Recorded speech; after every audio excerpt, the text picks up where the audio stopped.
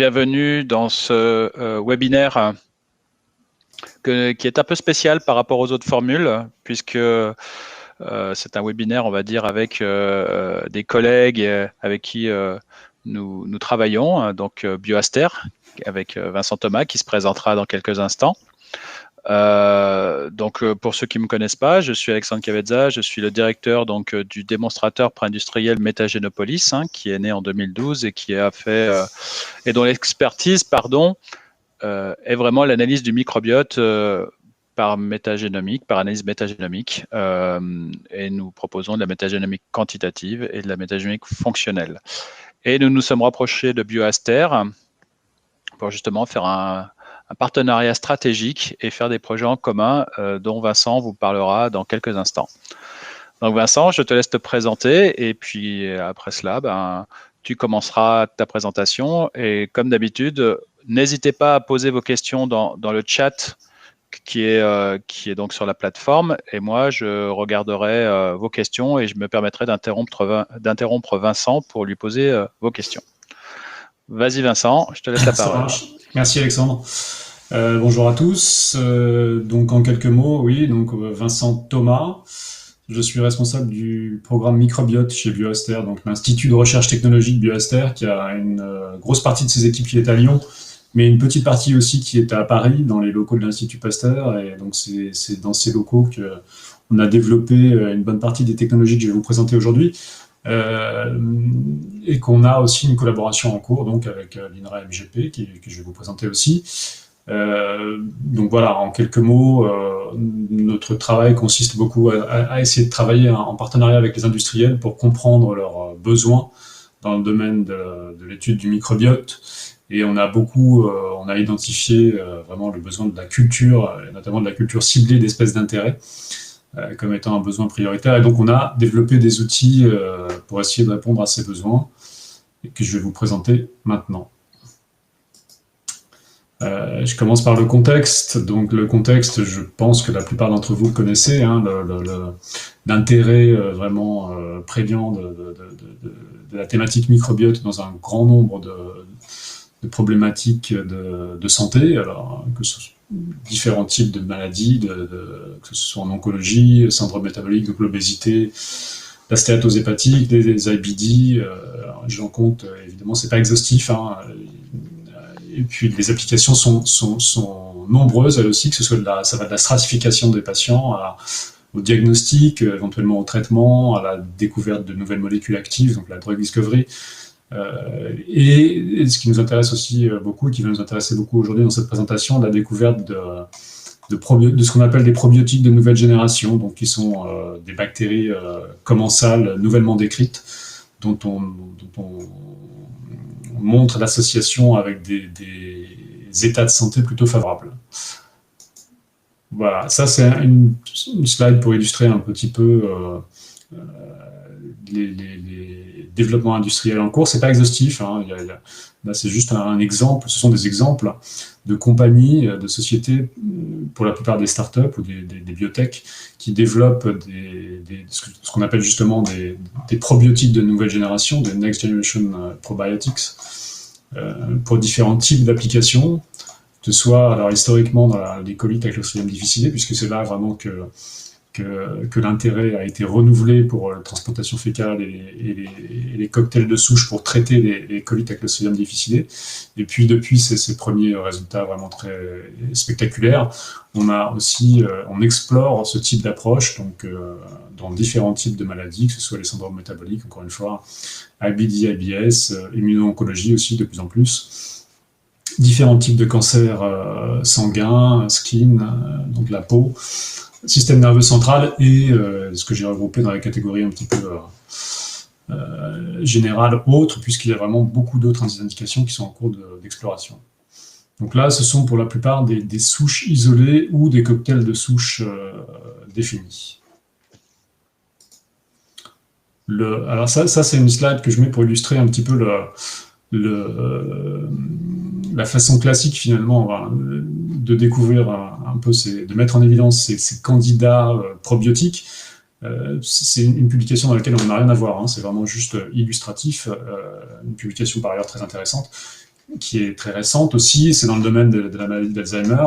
Donc là, les auteurs ont d'abord commencé par séquencer les microbiotes fécaux à partir de cohortes de volontaires sains versus des patients.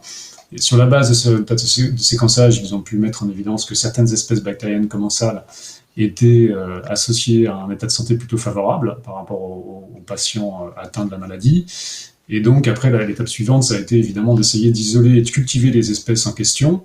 Donc là, en l'occurrence, une espèce bien connue, puisque c'est Faecalibacterium prosnitzi, qui est aussi d'ailleurs associé à de nombreux autres états de santé, je dirais plutôt bénéfiques. Et donc, une fois qu'on a isolé ces souches, l'idée, c'est évidemment de les utiliser pour passer dans des modèles précliniques, pour essayer de remontrer l'effet biologique associé aux souches, et éventuellement de comprendre après, en séquençant les génomes ou en faisant de la métabolomique, quels sont les éléments effecteurs de cet effet biologique. Et donc là, je la mets pour illustrer simplement le fait que pour isoler 10 souches de Faecalibacterium prosnitzi, les auteurs ont été obligés de cultiver à peu près 4000 isolats. Donc finalement, le taux en utilisant des méthodes de culture non spécifiques, le taux de réussite n'est pas très élevé. Il faut cultiver beaucoup pour isoler. Voilà, donc on part un peu de ce constat. Après, il existe un concept aussi que je voulais introduire, la culture omique. Parce que la culture omique un petit peu classique, c'est un concept qui a été introduit et développé par des équipes de Didier Raoult à Marseille, qui consiste finalement en une utilisation d'un très grand nombre de conditions de culture différentes pour essayer de cultiver un maximum d'espèces et de souches bactériennes à partir d'un seul et même échantillon. Évidemment, ça a un gros intérêt, mais c'est aussi, comme vous pouvez l'imaginer,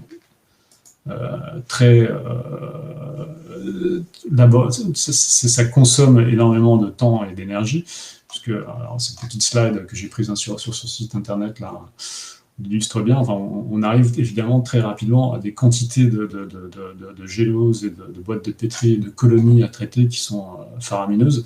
Alors nous, c'est tout de même une approche qu'on a utilisée dans cette étude là, qui a été publiée en 2020 dans PLOS ONE, où on s'intéressait au microbiote des poulets. Et donc là, c'est juste un exemple illustratif. On a donc utilisé toutes ces conditions de culture en parallèle, avec ou sans pré-traitement, ou alors avec des traitements thermiques ou à l'éthanol pour sélectionner les populations sporulées, suivi d'un ensemencement sur différents types de géloses, avec ou sans antibiotiques, conditions aérobie, anaérobie, etc. Donc, vous imaginez bien que ça fait énormément de conditions et de colonies à traiter. Et après, il y a aussi tout un processus de décrémage. Donc, puisqu'il y a énormément de redondance, on a des colonies, des souches qui vont se retrouver dans différentes conditions.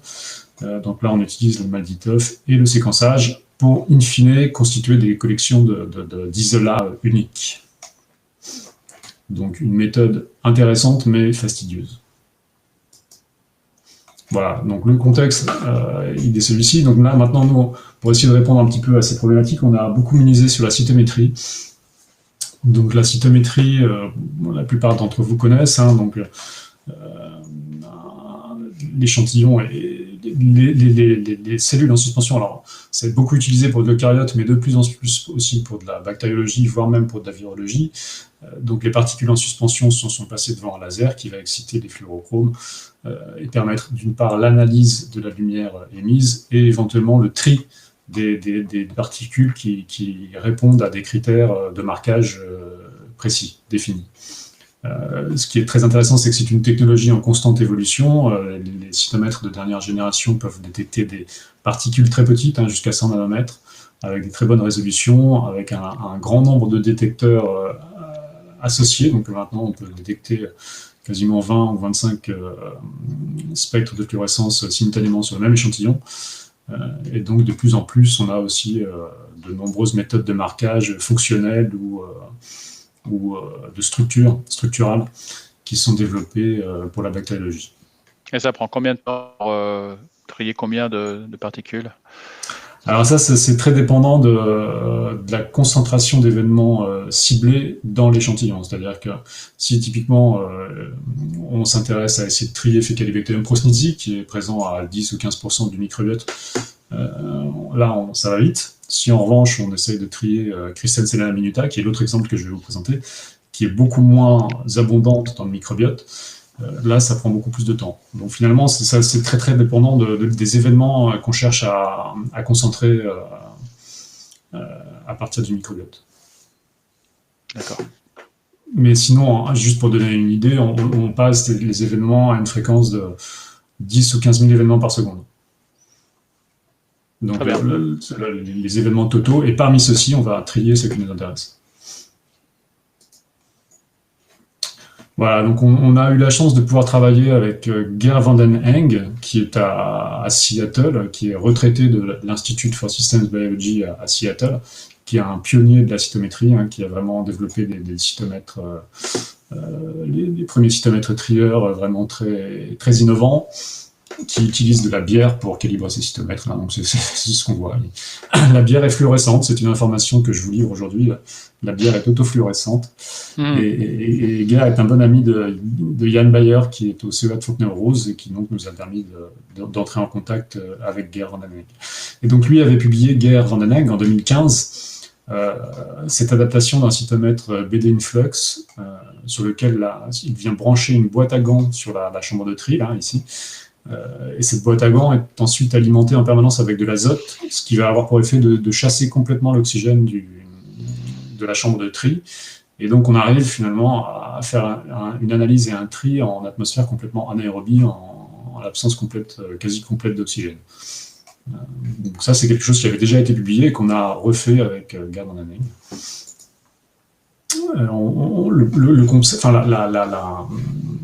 L'efficacité du concept, on l'a démontré d'abord en travaillant sur Faecalibacterium prosnitzi, qui est très sensible à une exposition à l'oxygène. C'est une bactérie, c'est une espèce bactérienne très bénéfique, enfin sans doute très bénéfique et intéressante, mais qui a le défaut, si j'ose dire, d'être très sensible à l'oxygène. Donc on voit ici sur cette illustration que si on essaye de trier les bactéries en atmosphère ambiante, on obtient une géleuse stérile, toutes les bactéries sont mortes, sur 3 souches différentes.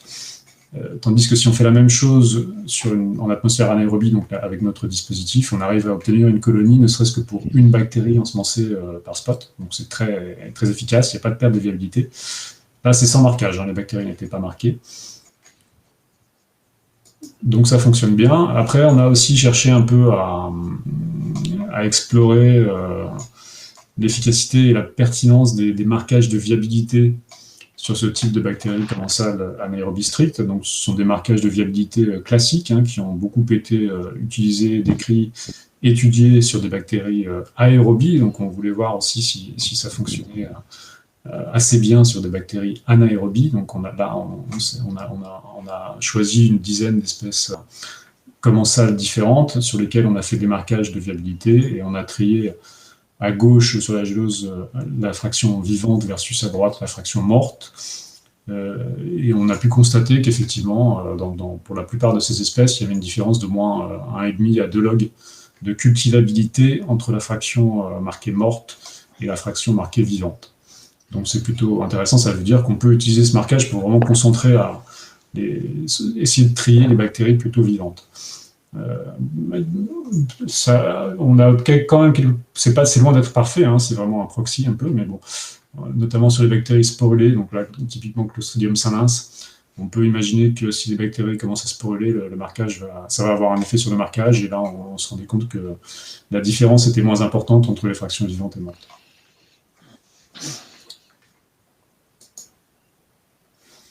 Une stratégie qu'on utilise beaucoup aussi et qui est vraiment maintenant à la base de la plupart des choses qu'on fait, c'est le développement de... Attends, excuse-moi Vincent, il y a une question de Mathieu. Ouais. Est-ce que l'état sporulent sera considéré dans le live dead? C'est ce que j'ai essayé de... Là, non, on n'est pas trop sûr de ce qu'on fait là. C'est-à-dire qu'on n'a pas... Enfin, le marquage, si la bactérie est déjà sporulée, au moment où on fait le marquage live dead, il n'y a aucune garantie que le marquage sera le reflet de la viabilité de la bactérie. Puisque les colorants vont avoir sans doute du mal à pénétrer. On n'a même pas... Alors déjà, on n'a pas fait le test. On n'a pas essayé vraiment de prendre des bactéries vraiment sporulées, dont on savait qu'elles étaient sporulées, et de faire un marquage de viabilité. Mais bon, on suppute que ça biaise sûrement le marquage de viabilité. Très bien. Donc ce qu'on fait maintenant, c'est beaucoup le développement d'anticorps polyclonaux, donc de façon très simple et basique. On va, pour toutes les espèces commensales pour lesquelles il existe déjà des souches disponibles dans les collections, on va utiliser ces souches pour générer des anticorps à partir de bactéries inactivées à la chaleur qui sont injectées au lapin. Et donc ça marche très bien. Maintenant, on a une grosse collection d'anticorps polyclonaux qui ciblent évidemment, on s'est intéressé forcément plutôt aux espèces bénéfiques qui sont décrites dans de nombreuses études, donc Akkermansia mucinifila, des Faecalibacterium. Je dis les parce que Faecalibacterium prosnitzi, c'est plusieurs phylogroupes, voire même, on commence maintenant à parler d'espèces, de phylogroupes qui correspondraient à de nouvelles espèces. On a aussi des anticorps contre Eubacterium, Christensen minita. Alors, on a aussi des anticorps qui sont dirigés cette fois-ci contre des espèces plutôt néfastes, type Fusobacterium nucleatum, qui a été associé avec le cancer colorectal.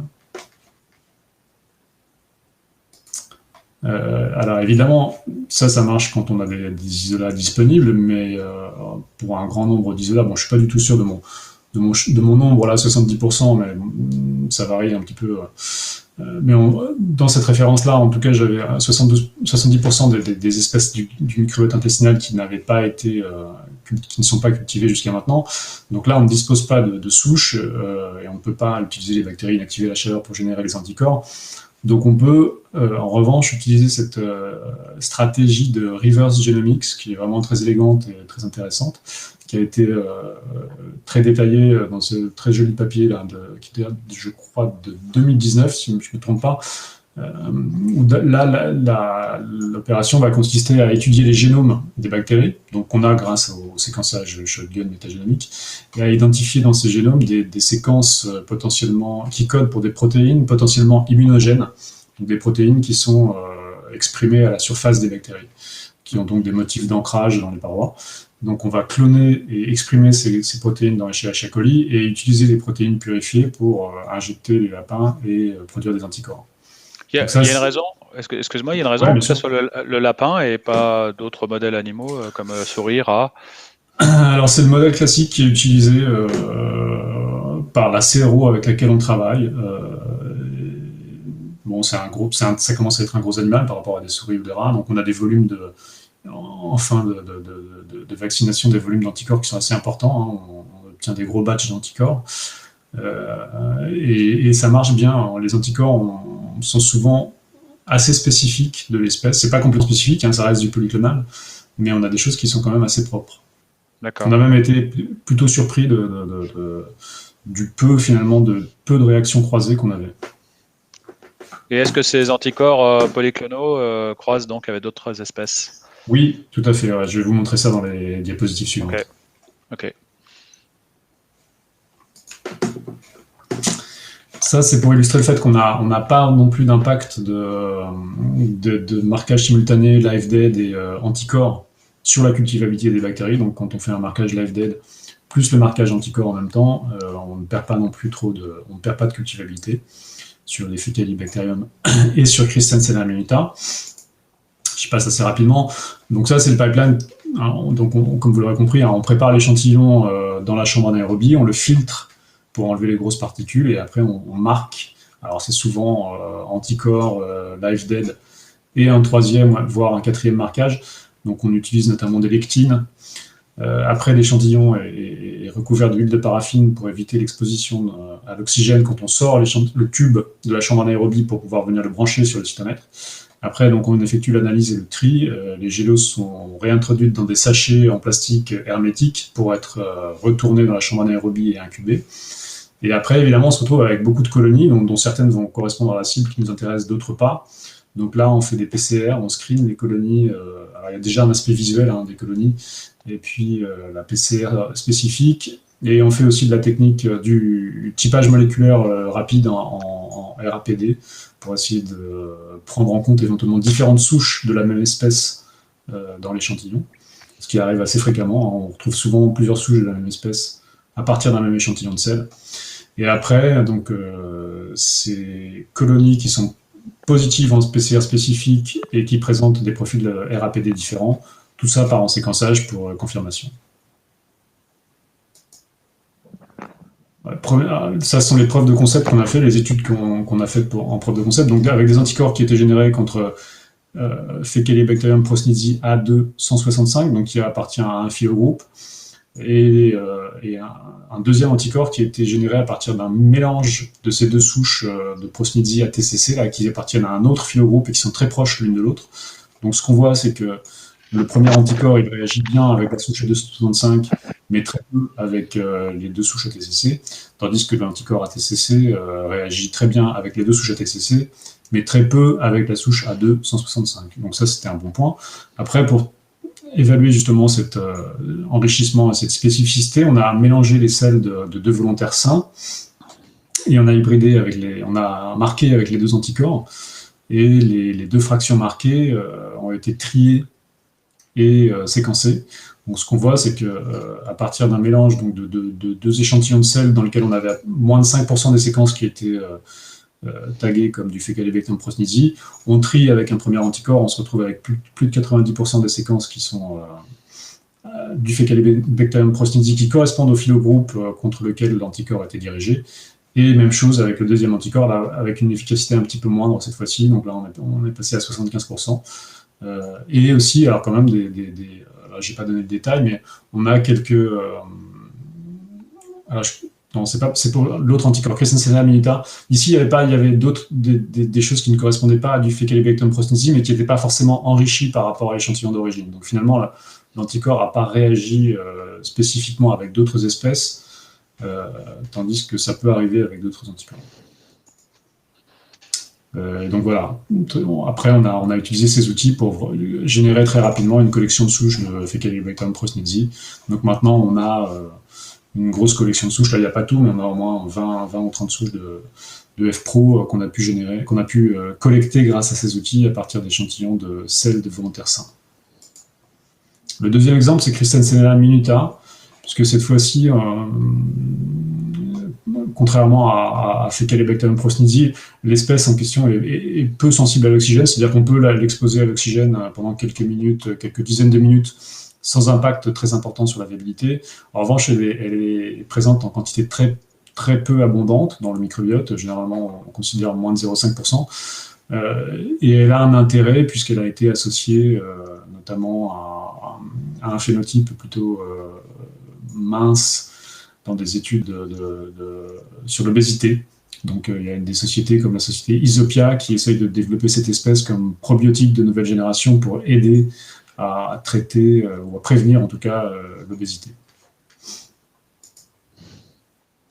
Ce qui est intéressant aussi, c'est qu'il y a eu ce papier publié en 2019, donc ce papier là pour le coup vraiment de culturomique, un peu classique. Donc là, les auteurs ont utilisé un grand nombre de conditions de culture différentes pour cultiver beaucoup de souches, et donc ils ont 8000 isolats, et parmi ces 8000 isolats, il y avait 0 Crescentia, ce qui illustre bien le fait que en utilisant ces méthodes classiques, on a quand même très peu de chances de tomber sur les espèces sous-abondantes du microbiote. Donc le besoin finalement d'enrichissement pour cultiver. Donc là, même approche qu'avec Faecalibacterium prosnitzi, on a mis au point des anticorps à partir de bactéries inactivées à la chaleur, à partir d'une souche des SMZ. Donc les anticorps marchent très bien contre la souche des SMZ en question. En revanche, ils ne croisent quasiment pas ou très peu avec deux autres espèces de Crescentia qui sont quand même phylogénétiquement assez éloignées, Massidiensis et Timonensis. Donc là, même expérience aussi, on mélange les selles de deux volontaires sains. Ouais. Excuse-moi, justement, pourquoi les échantillons fécaux? Pardon? Pourquoi on poule les échantillons fécaux? Alors là, on voulait les pouler justement pour exposer les anticorps à une grande diversité bactérienne, pour essayer finalement de voir si les anticorps croisaient avec d'autres espèces du microbiote. Donc là, on s'est dit, pour avoir un maximum, on aurait pu en mélanger plus encore, mais enfin, on s'est dit qu'en mélangeant les selles de deux volontaires sains, on aurait une grosse diversité bactérienne, et ça augmenterait les possibilités de révéler une non-spécificité de l'anticorps. Et là, en revanche, contrairement à Faecalibacterium prosnitzi, là, on a été obligé de spiker des échantillons avec la souche DSMZ parce que, comme je le disais au début, là, suite à ta question, Alexandre, la Christensenella minuta est présente en quantité trop faible naturellement dans l'échantillon pour pouvoir faire un tri et un séquençage.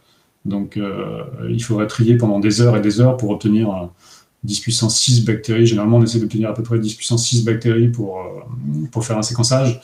Et donc là, ça aurait pris trop de temps. Donc, comme ce qui nous intéressait dans cette expérience, c'était la spécificité de l'anticorps, on a spiké avec la souche DSMZ et on a trié la fraction marquée. Et on voit que là, dans la fraction marquée, on a plus de 70% des séquences qui correspondent bien, effectivement, à la Christensenella minuta. Et on a aussi une trentaine de pourcents. Et là, dans ce cas-là, on avait une autre espèce apparentée à Faecalibacterium prosnitzi qui était aussi enrichie, mais qui passait d'une proportion très, très, très faible au départ. On a aussi beaucoup de...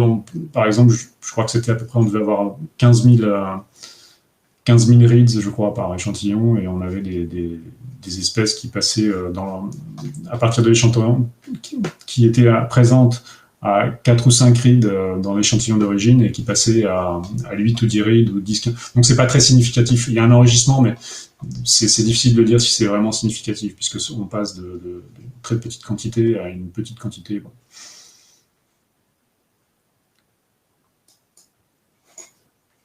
Donc là, même approche aussi, donc marquage de viabilité.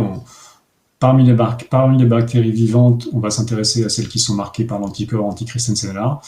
Et là, on a aussi pris en compte le critère taille, puisque Christensenella minuta, qu'elle est très petite, et effectivement, ça se voit bien ça en cytométrie. Hein, la région du dot plot dans laquelle on retrouve les bactéries correspond effectivement à des événements de petite taille, donc on cible aussi ces événements de petite taille. Donc on va finalement, on analyse les bactéries vivantes marquées par l'anticorps et de petite taille.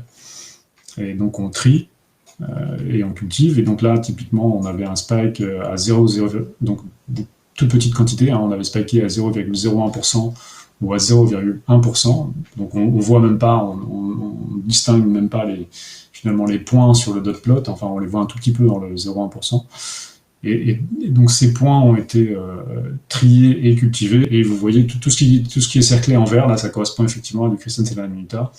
Donc là aussi, on a une très bonne efficacité de tri et d'enrichissement. Et donc en utilisant ces outils, on a pu très rapidement constituer une collection de souches nouvelles de Christensenella minuta qui sont maintenant utilisées par Isopia dans leur développement technologique. Voilà, donc ça c'était un aperçu de ce qu'on fait. Maintenant, je vais faire un focus sur la collaboration INRA-MGP, donc un projet qui s'appelle Micro-NGP, donc le Micro Next Generation Probiotics. Donc là, on a les équipes de l'INRA, donc notamment Florian Plaza-Naté et Victoria Mélier, donc qui est venu pour le coup travailler chez nous pendant 1 an, notamment grâce à l'obtention d'un grant Pokin Lab, donc des grants qui sont destinés à aider au financement de preuves de concept en laboratoire qui ont pour vocation éventuellement à donner naissance à des startups ou des activités de développement de sociétés derrière. Donc on s'est mis ensemble, on a travaillé ensemble.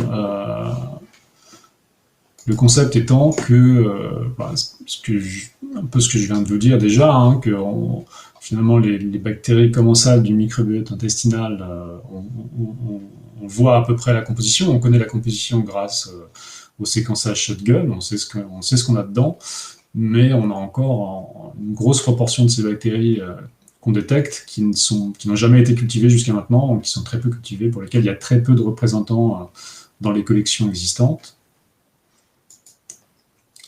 Et donc, alors, excuse-moi, ouais. Excuse-moi Vincent, j'étais déconnecté, donc j'ai pas pu te poser les questions à temps. Donc je reprends un peu le fil. Il y avait une question justement sur est-ce que les milieux de culture des FSS peuvent avoir un effet sur l'expression de l'antigène recherché? Sur l'expression de l'antigène, c'est-à-dire le milieu qu'on utiliserait pour cultiver la bactérie avant de vacciner les lapins? Ou... J'imagine. Enfin, la question, c'est ça. Est-ce qu'un milieu de culture des FSS peut avoir un effet sur l'expression de l'antigène recherché? Pas très clair pour toi? Ouais, non, c'est pas complètement clair. Attends, on va laisser Non, non, la non, mais personne présenter ses en tout questions. cas, ce qui est sûr, c'est que ce qui est sûr, c'est qu'effectivement, j'imagine que le milieu de culture qu'on utilise pour produire la souche qui va être utilisée pour vacciner les lapins, la composition de ce milieu de culture peut éventuellement avoir une influence sur l'expression de certains antigènes, euh, et donc une influence sur la qualité des anticorps qui seront générés par la suite. D'accord. Nous, on utilise à peu près toujours le milieu gamme, hein, le milieu gamme, donc le GIFU anaérobic medium, euh, qui est vraiment à la base de la plupart de nos cultures, que ce soit les souches pures pour vaccination ou les tentatives d'isolement de D'accord. souches à partir des Alors, selles. la précision, c'est juste avant le tri, en fait. Alors juste avant, enfin, en tout cas, ce qui est sûr, c'est qu'effectivement, le milieu de culture qui est utilisé pour essayer de cultiver les bactéries à partir des échantillons de sel, ça a une importance, ça a une importance considérable. On utilise du GAM, dans lequel on va rajouter du rumen. Souvent, ça a une influence aussi très importante, hein. Le fait d'avoir du rumen dans le milieu GAM, ça améliore considérablement l'efficacité de la culture. On peut rajouter des sels biliaires aussi pour permettre aux bactéries sporulées de passer à l'état végétatif. Voilà. Enfin, on a toutes nos petites recettes. Il y a beaucoup de questions du coup que ça génère. Voilà, les souches d'FSS peuvent ne pas exprimer les mêmes protéines du coup. Si les... Ah oui.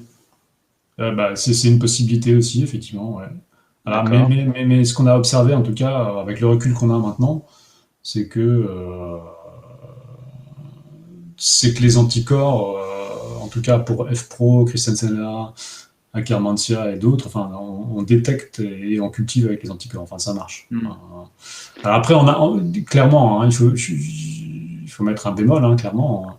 On n'a pas la prétention d'être exhaustif, c'est-à-dire qu'on n'a pas la prétention de dire pour n'importe quel échantillon, s'il y a du F-Pro ou du SNCNA, on réussira à les détecter et à les cultiver.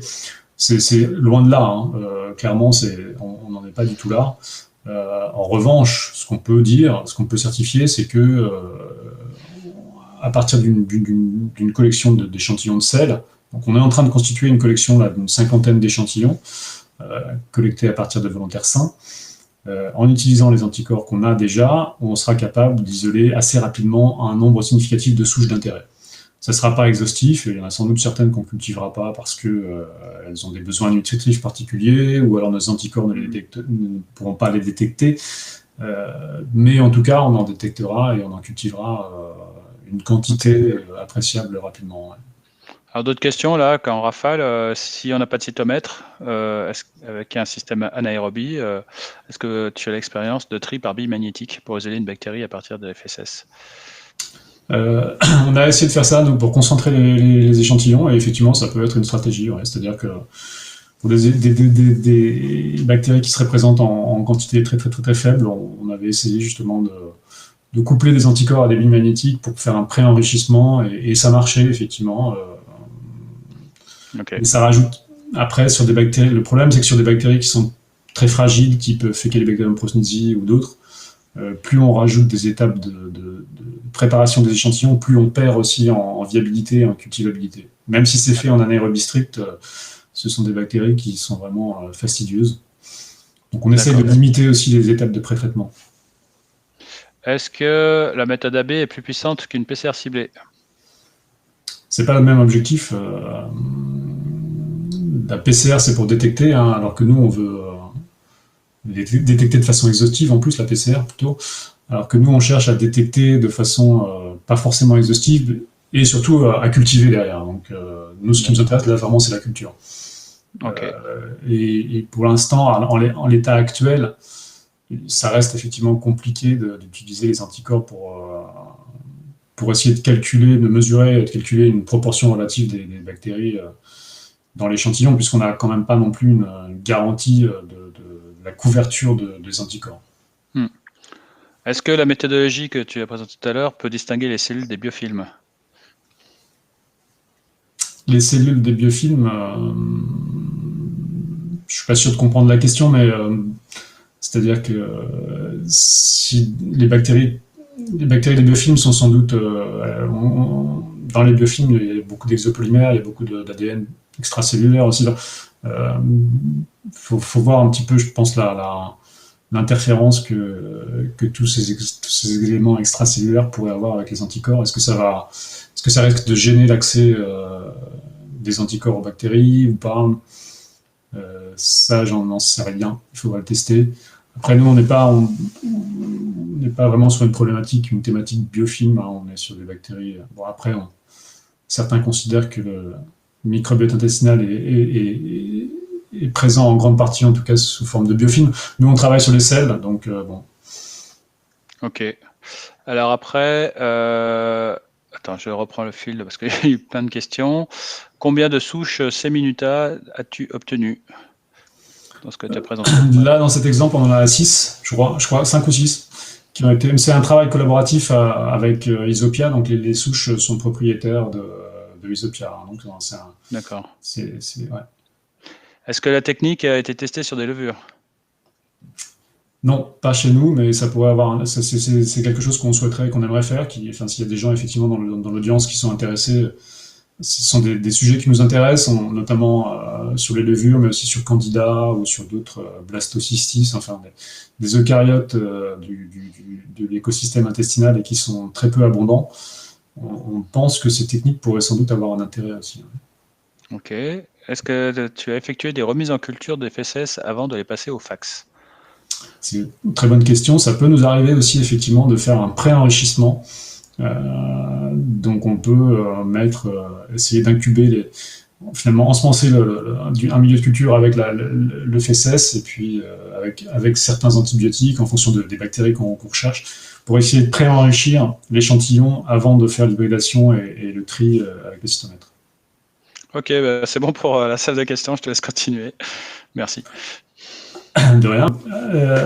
Et donc là, l'idée, c'est cette jolie illustration qui illustre un peu ce qu'on fait dans ce projet collaboratif. L'idée, c'est que l'INRA MGP, grâce à toutes ces techniques de séquençage, puisse identifier des cibles d'intérêt et que nous, chez BioAsta Paris, et avec l'aide de Victoria, on mette en place les outils pour essayer de concentrer, de trier et de cultiver ces espèces d'intérêt identifiées par INRA MGP.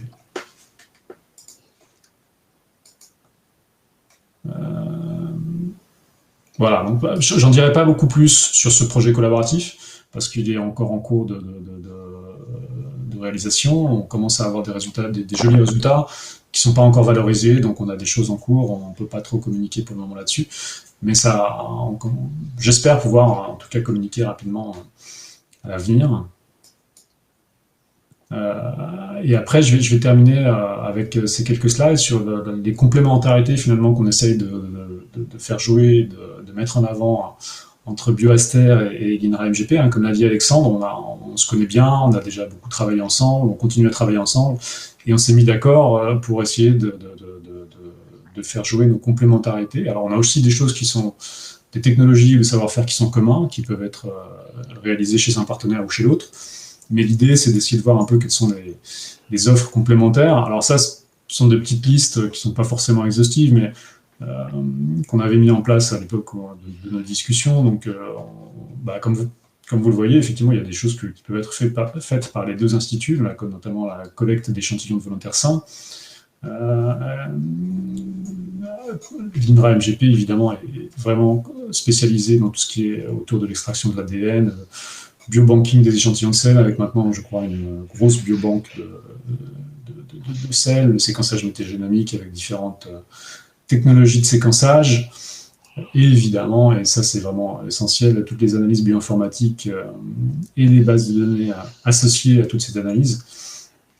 Donc tout ça, c'est vraiment le savoir-faire, je dirais, le corps savoir-faire de l'INRA MGP. Enfin, Alexandre, hein, tu me contrediras si je me trompe, évidemment, mais aussi d'autres outils, type des fermenteurs 500 ml ou la métagénomique fonctionnelle, qui est aussi un outil extrêmement intéressant, qui consiste à fragmenter les génomes, enfin les métagénomes, et à faire exprimer par du colis pour essayer de détecter des activités d'intérêt. Tandis que chez Bioaster, donc on fait aussi du séquençage, mais c'est plutôt quand même du séquençage ciblé 16S. On fait peu de séquençage métagénomique. On fait de l'analyse en revanche protéomique et métabolomique des échantillons, donc pour aller rechercher des métabolites d'intérêt, que ce soit sur les selles ou sur l'agent de culture. Comme je viens d'illustrer aussi l'isolement à la culture ciblée ou non ciblée d'espèces bactériennes commensales, on a des microfermenteurs, donc ce qui permet d'explorer aussi de façon simple et rapide les conditions de fermentation. Et puis on a des modèles précliniques, donc des souris à microbiote sauvage ou à microbiote contrôlé.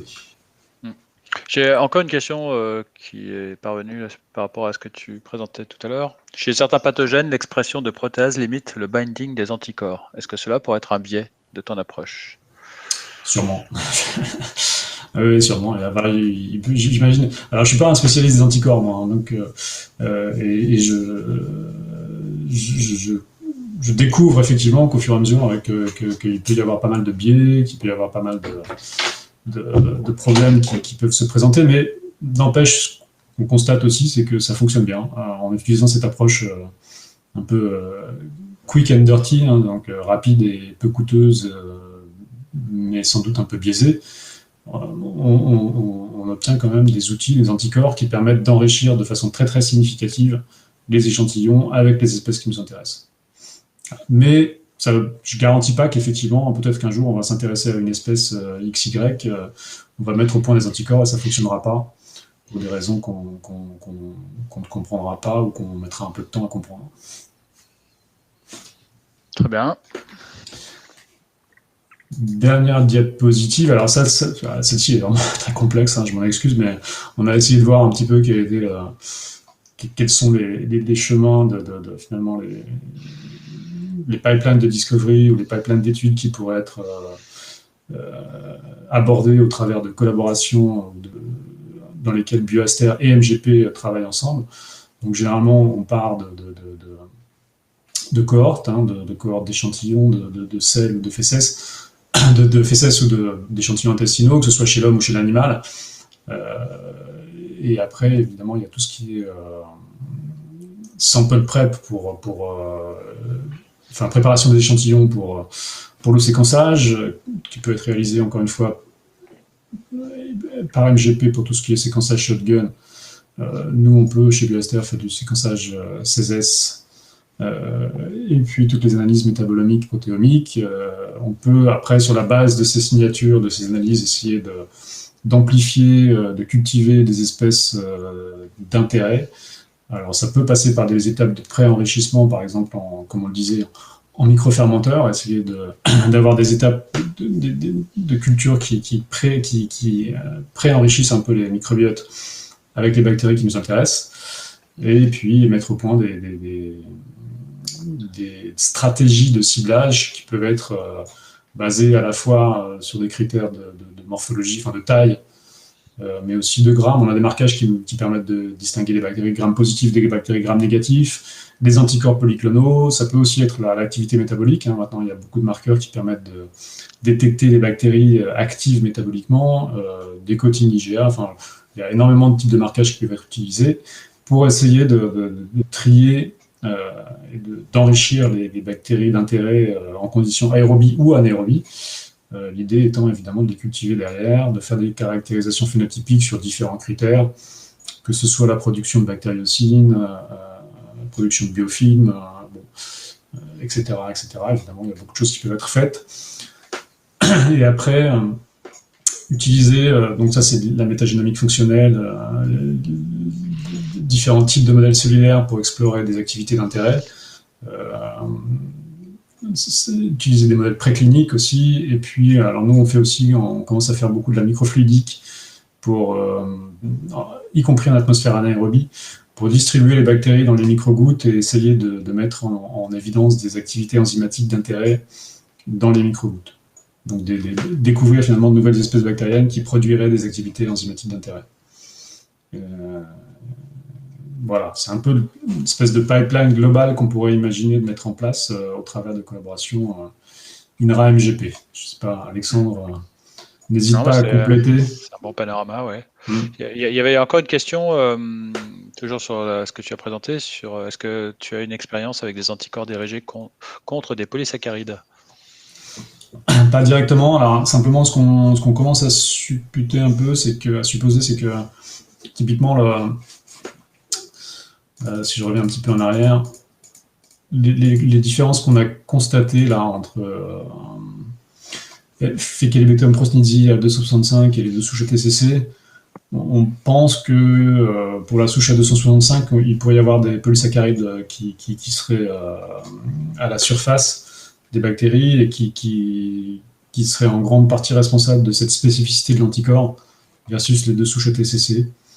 Alors c'est une hypothèse, hein, mais ça reste à vérifier.